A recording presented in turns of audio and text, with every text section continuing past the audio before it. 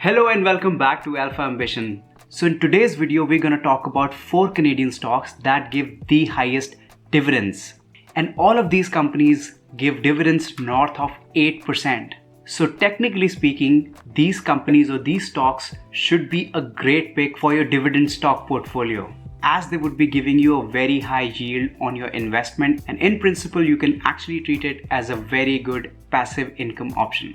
But that's not the complete story. The complete story follows in the second half of this video, and we will analyze whether these stocks are a great addition to your portfolio or not. So given all the mess that is happening in stock market these days, where the indexes are down by more than 15%, Nasdaq is down about 18% this year alone, and S&P 500 index is also not secure, which is down by almost 12% this year alone, and some of the greatest tech stocks being slaughtered day in and day out, where stocks like Tesla and Netflix are down by almost 40%, and our very own Canadian tech giant Shopify down almost 50%. So the question is, where do we go from here? And that's where, guys, we're seeing a lot of people flocking to dividend stocks. And given all the mess that is going on, where inflation is sky high, there is a war scare between Russia and Ukraine, there are supply chain shortages, and then there is an impending interest rate hike by the Federal Reserve, which is obviously going to have a lot of impact on global economies and not just the US economy. While nobody can guess whether these losses are short-term or long-term in nature, whether there's going to be a long-term recession or not, but one thing is for sure that people are finding a bit of solace in investing in the dividend stocks, because usually these companies tend to be more financially stable companies, and apart from the stock price rise, they also give dividend, which to some extent can minimize your losses or at least protect you against the ever-increasing inflation. So without any further ado, let's jump into the 4 companies that I've picked today in the Canadian market that give the highest dividend yield. But just right before that, I would urge you guys to smash the like button and subscribe and share with your colleagues and friends, just as your token of appreciation and just keeping me going into making more informative videos. And also do not forget to suggest any questions, any topics, any clarifications in the comment section below, guys. Now with that, let me clarify how I picked these 4 companies. Now it's a logical thing not to go for any company with a smaller market capitalization which pays a very high dividend, because that raises a lot of suspicion, because the company size is not huge, and if it's giving a lot of money out as dividend, then the company may not have financial room to actually sustain its dividend at the higher level.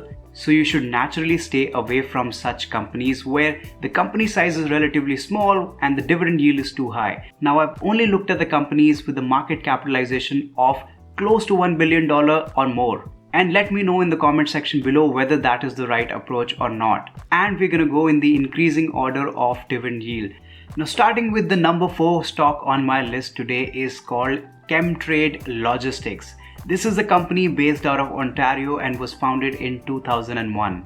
The ticker symbol for this stock is CHE.TO and the dividend yield is 8.45%. So this company, Chemtrade Logistics, offers industrial chemicals including sulfur and specialty chemicals and services in Canada and rest of North America. And we can see here on Yahoo Finance that the forward dividend yield for this stock is at 8.45%.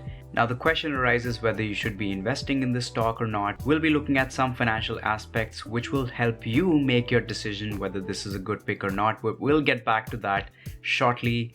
We'll move on to the next stock for now. Alright, number 3 on my list is a financial services company. The name is Fiera Capital and the ticker symbol is FSC. So Fiera Capital is an independent asset management firm, and it manages about $188 billion worth of assets. And we can see here on Yahoo Finance that the forward dividend yield is at 8.65%. Moving on to number 2 on our list is the company named Canoe Financial, headquartered in Calgary, and the dividend yield here is at 9.02%. So the ticker symbol EIT.UN is actually a closed-end investment trust fund with the objective of maximizing the monthly distributions while maintaining diversified investment portfolio, which means the company has really designed this fund to maximize monthly distribution of income while appreciating the capital in the longer run by investing in diversified stock portfolio. And thank you so much, guys, for showing so much of love and support for my earlier video, which I made on the best 5 dividend stocks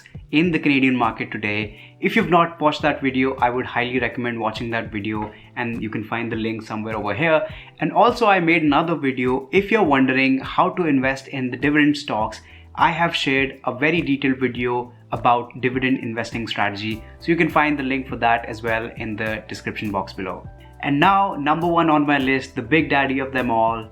The company's name is Labrador Iron Ore Royalty Corporation, and the dividend yield here right now is at 13.98%. Now beat that. As the name suggests, the company engages in mining of iron ore. And checking out the dividend yield on Yahoo Finance, it shows a massive dividend yield of 13.98%. Certainly the highest that I've seen in a company of this size, about $2.75 billion.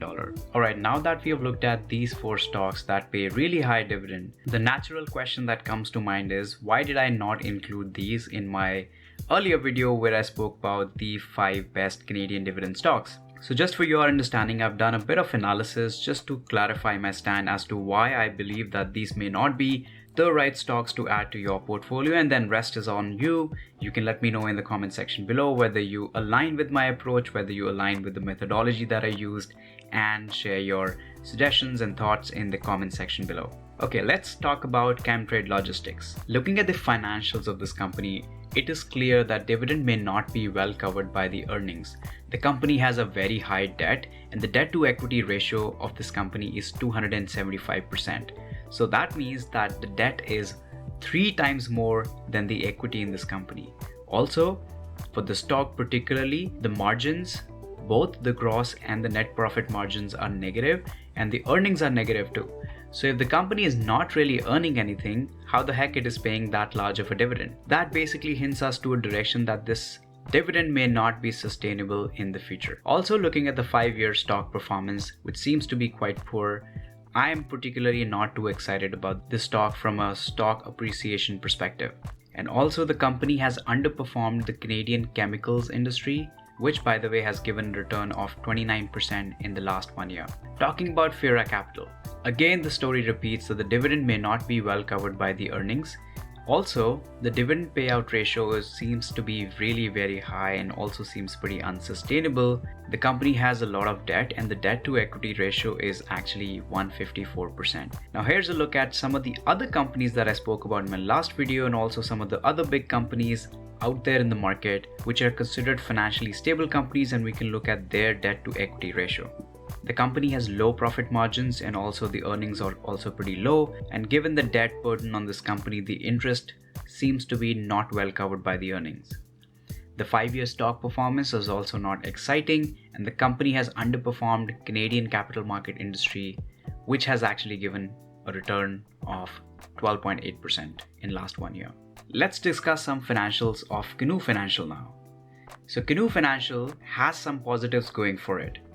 The dividend seems to be well covered by the earnings. The dividend payout ratio seems to be not too low, not too high at about 25%, which seems sustainable. And also the debt to equity ratio of this company is at 18%. And one more positive going for this company is that the stock performance is on the low volatility side. So it can be considered a great consistent income stream. However, from a growth perspective, and that was one of my key criteria for picking up 5 best Canadian stocks for dividend purposes in my last video, the growth prospects for this stock seems to be pretty slim. So if you're somebody who's only invested in a stock from a dividend perspective and not from a stock appreciation perspective, this may be an option that you can go forward with. And last but not the least, talking about Labrador Iron Ore Royalty, which is the ticker symbol LIF, the dividend seems to be not well covered by the earnings. And also the dividend payout ratio seems to be a bit unsustainable at 114%, which means the dividends are higher than the earnings of this company.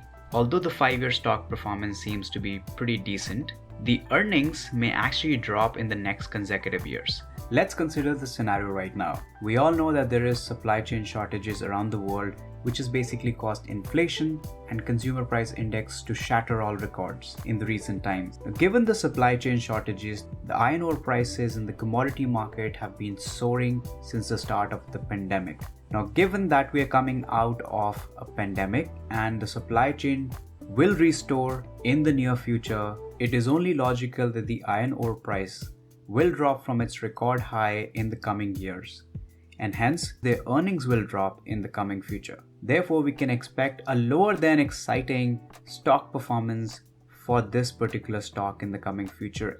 Alright, so that's all for today's video, guys. Thank you so much for watching until this point. And if you have, then as your token of appreciation, please do not forget to like, share and subscribe. In the meantime, you take very good care of yourself. Thank you and bye-bye.